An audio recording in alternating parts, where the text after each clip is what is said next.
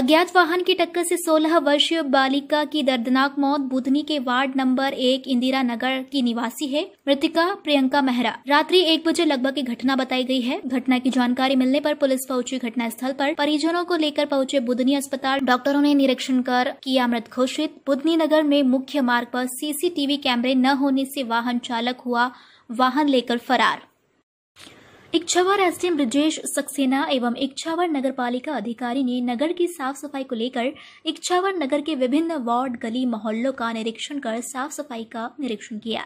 नगर में फैली गंदगी पर अपना सख्त ऐतराज जताया और नगर पालिका कर्मचारियों को निर्देश दिए गए कि नगर में प्रत्येक वार्ड में साफ सफाई की जानी चाहिए तथा नगर में कच्ची नालियों को भी पक्की बनाई जाएगी तथा नगर में जगह जगह सड़कों पर जो गड्ढे हैं उन्हें भी कंक्रीट से ठीक किए जाए। साथ ही नगर के लोगों को साफ सफाई के लिए जागरूकता लाने पर जोर दिया जाए तथा घरों से निकलने वाले कचरे को नगर परिषद के वाहन में डालने को कहा गया। लोग इधर उधर कचरा न डालें और कहा कि अपने घरों के सामने फैली गंदगी से संबंधित कोई शिकायत है तो वह फोन पर भी संपर्क कर सकते हैं। आपका और हमारा कर्तव्य कि हम नगर को पूर्णतः गंदगी से मुक्त रखें।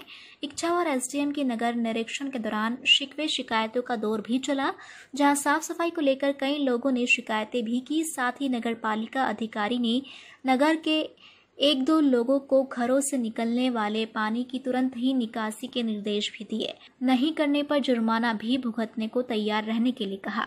इच्छावर से जलील खान की रिपोर्ट। नहीं है तो कल 5,000 जुर्माना कर देंगे, ठीक है? ये किसके लिए कर रहे हैं? हम सबके लिए निकले हैं। ये गंदगी आप बोल रहे हो, आपके मच्छर पैदा हो रहा है, आपके बच्चे काट रहे हैं। आपके बच्चों को मच्छर काटेंगे नहीं काटेंगे? बीमारी फैलेगी नहीं फैलेगी? आप बताओ। हम आप लोगों के लिए तो कर रहे हैं, किसके लिए कर रहे हैं बताओ? आपका मेरा कोई व्यक्तिगत ही मैं आपके वो थोड़ी आया हूँ, कराएंगे। इसको हम वार्ड में जो कर्मचारी लगे हैं वो काम कर रहे हैं, नहीं उसका इंस्पेक्शन कर रहे हैं। अगर जहाँ भी नाली कच्ची होगी उसको पक्की कराएंगे और साफ़ सफाई का विशेष हम लोग अभियान चलाएंगे। पर प्रतिदिन सफाई होगी। अगर कोई भी व्यक्ति जिसके घर के सामने गंदगी हो वो हमें कभी भी फ़ोन करके बता सकता है। ज्योतिरादित्य सिंधिया का बयान। उमा भारती के साथ पारिवारिक संबंध, आशीर्वाद लेने उनके पास पहुंचे। पूरे प्रदेश की जनता कांग्रेस से भंग हो गई है। कांग्रेस की 15 महीने की सरकार को बताया भ्रष्टाचारी। 90 दिन में शांत था क्योंकि कोरोना का प्रकोप था, लेकिन मैदान में उतरा हूं, कांग्रेस को जवाब दूंगा। उमा भारती का बयान। सिंधिया परिवार से पुराने पारिवारिक संबंध हैं। ज्योतिरादित्य सिंधिया पूरे देश में जगमगाएंगे। कांग्रेस पर पूरा संकट राहुल गांधी के कारण। कांग्रेस में अच्छे नेताओं की कद्र नहीं। सचिन पायलट के आत्मसम्मान को ठेस पहुंची है। मेरा एक पारिवारिक संबंध और आज भाजपा में प्रवेश करने के बाद मेरा दायित्व बनता है कि मैं उनका आशीर्वाद दूं। पिछले बार जब मैं भोपाल आया था तो बहुत ही बहुत बढ़िया, इसलिए भोपाल आते ही मैं इनके निवास पे पहुंचा हूँ इनका आशीर्वाद लेने। और सदैव उमा भारती जी ने, चाहे मेरी दादी हो, मेरे पिताजी हों, सदैव वे साथ रही और आज उनका आशीर्वाद प्राप्त हुआ है। अब ये कठिनाई क्या है कि आप लोग इस देश को धर्म और जाति में आप, मैं तो ये कहूँगा कि पूरी प्रदेश की जनता का मोह भंग हो गया है कांग्रेस, क्योंकि 15 महीनों में जो व्यापार और भ्रष्टाचार की सरकार इन्होंने चलाई, इनको चिंता हो रही है पोर्टफोलियो का विभाजन। जब ये सत्ता में थे 15 महीने, तब पूरा भ्रष्टाचार की सरकार चल रही थी वल्लभ भवन। और मैंने कहा जब पिछले बार में आया था भोपाल कि 90 दिन में चुपचाप रहा, क्योंकि पूरे विश्व में और प्रदेश में कोरोना की महामारी का प्रकोप चल रहा था। और 90 दिन आदरणीय कमलनाथ जी और दिग्विजय सिंह जी क्या कर रहे थे? राजनीति की रोटी को सेक रहे थे। वो नहीं हो रहा ना, क्या एक जनसेवा का कार्य नहीं हुआ। देखिए हो क्या रहा है, कांग्रेस अपने आप को ही पूर्ण रूप से जिस दिशा में आज कांग्रेस चल रही है, एक ही परिवार की गुलाम दुर्भाग्यपूर्ण है। और मैं इतना ही कहूँगा कि प्रदेश का भविष्य शिवराज सिंह जी के हाथों में और देश का भविष्य आदरणीय नरेंद्र मोदी और अमित शाह जी के हाथ में। सर, पायलट जी की भी उपेक्षा की जा रही है। सर, पायलट जी की भी उपेक्षा की जा रही है। मैंने ऑलरेडी कल परसों ट्विटर में कह दिया था जो मुझे कहना था। ठीक है, थैंक यू। सर, अब मिलना कर पहली बार मुलाकात हुई है बीजेपी में ज्वाइन होने के बाद? नहीं, हम लोग मेरा क्या है कि मैं एक प्रकार से सिंधिया परिवार के सदस्य हूँ। ये नीचे करना था क्योंकि अम्मा मुझे 8 साल की उम्र से राजमाता सिंधिया ज्योतिरादित्य की जो दादी थी, तो जब मैं 8 साल की थी तब से उन्होंने मुझे अपने तो देख रहा ना कैसे ही रखा। तो मैं ज्योतिरादित्य जी को तब से जानती हूँ जब हम पैदा ही हुए थे, बालक थे। तो मेरे लिए उनका ये संबंध है ना, ये हमेशा रहा है।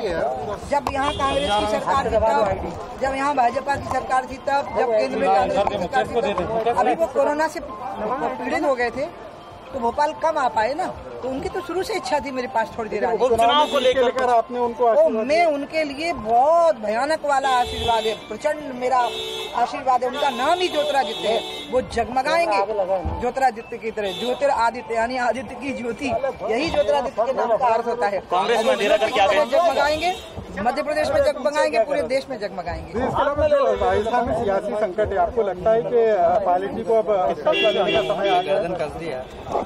ये सारा संकट सिर्फ राहुल गांधी और उनके खानदान के कारण है, क्योंकि वो इतना अपमान करते हैं नौजवानों का, उनको इतना नीचा दिखाते हैं, उनसे इतनी ईर्ष्या रखते हैं, खुद काम करना नहीं चाहते, मेहनत करना नहीं चाहते हैं, और उनके साथ हैं करने वाले लोग ही सरकार में नहीं, ये वो चाहते हैं। तो तेजस्वी युवा बुद्धिमान नेताओं को बर्दाश्त नहीं कर पाए, उनकी इतनी बेइज्जती कि उनके सामने कोई रास्ता ही नहीं बचा लड़ाई और टकराव लेने का अपने हाथ। क्योंकि राजेश पायलट का बेटा है सचिन, राजेश मेरे भाई जैसे थे हमारे, और राजेश के संबंध बिल्कुल एक कैसे मतलब परिवार के थे कि हमारे उनके बड़े आत्मीय संबंध थे, उसकी माँ से भी और उनके पिताजी से भी। इसलिए मुझे पता है वो कितने स्वाभिमानी परिवार का व्यक्ति था, और कैसे वो जी पाया होगा, 1.5 साल कैसे काटा होगा। मैं समझ सकती हूँ कितना अपमान होता है कांग्रेस में।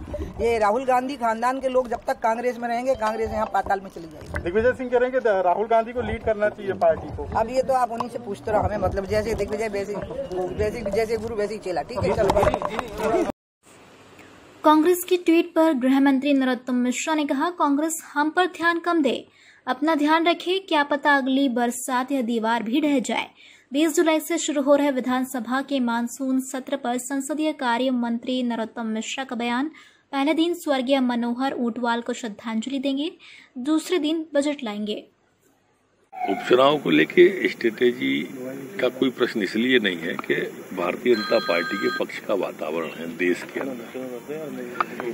प्रधानमंत्री मोदी जी का आभा मंडल, शिवराज सिंह जी की सरकार के काम पिछले 3 महीने, और कांग्रेस सरकार के पिछले 15 महीने में जो उन्होंने किसान से, नौजवान से धोखा दिया है, जब इस सब का सम्मिश्रण जनता के सामने आता है तो वो सम्मिश्रण ही वातावरण का निर्माण कर देता है, और भारतीय जनता पार्टी स्वतः जीत की ओर अग्रसर हो जाती है। और हमें ही वर्चुअल रैली में भी वही सम्मिश्रण जनता के सामने रखना है। सर, इंदौर में लॉकडाउन लगा है, अफवाह उड़ रही है मध्य प्रदेश में, भोपाल में भी लग सकता है, थोड़ा साफ कर। नहीं, इस तरह की अभी कोई भी प्लानिंग नहीं है कि स्थायी रूप से कोई लॉकडाउन किया जाए। अब जो भी निर्णय होता है स्थानीय स्तर पर होता है लॉकडाउन के बारे में। जैसे ग्वालियर की क्राइसिस कमेटी कल बैठी, उसने प्रस्तावित किया है, फिर हम निर्णय लेते हैं, जिलाधीश वहां के निर्णय लेते हैं। उन्हें दिक्कत आती है, वो राज्य से, गृह विभाग से मार्गदर्शन लेते हैं। सर, अभी मध्य प्रदेश में लगाने का कोई भी विचार प्रस्ताव लंबित नहीं है। सर, ये सच है कि कल गृह विभाग की बैठक में हमने ऐसा तय किया है, और गृह विभाग आज उसका जारी करेगी निर्देश को कि जो बड़े पंडाल लगा के भगवान श्री गणेश की मूर्ति स्थापित होती थी, गणेश उत्सव रहता था और गणेश विसर्जन रहता था, ये सभी लगभग प्रतिबंधित है। भगवान श्री गणेश की पूजा घर पर कर सकते हैं छोटी मूर्ति के रूप में, जो उनकी एक परिवार का मंदिर का साइज होता है, अलमारी आले में जो हमारे यहाँ रखी जाती है, मंदिर में रखी जाती है घर के अंदर। इसी तरह से जो 31 तारीख को ईद है या मुहर्रम आते हैं, ताजी आते हैं, उनके भी विसर्जन का और वैसा सार्वजनिक कार्यक्रम नहीं होगा। मंदिर, मस्जिद, गिरजाघर, गुरुद्वारा, इस तरह के धार्मिक स्थान जो भी हैं सभी समाजों के, वहां भी 5 से अधिक लोग एक बार एकत्रित न हो, ऐसा माननीय मुख्यमंत्री जी के साथ बैठक में कल तय किया था। मंत्रीगण भी थे कोरोना की बैठक में, तो सारंग जी और प्रभु जी, तो उसमें भी ये तय किया है कि इसमें इसी तरह से दुर्गा प्रतिमाओं के बारे में भी, जो पंडाल लगते थे और विसर्जन होता था, स्थापना होती थी घट की, वो सब भी फिलहाल अभी रोक दिया गया है। शादी समारोह में वर पक्ष से 10 लोग और वधु पक्ष से 10 लोग, इससे अधिक की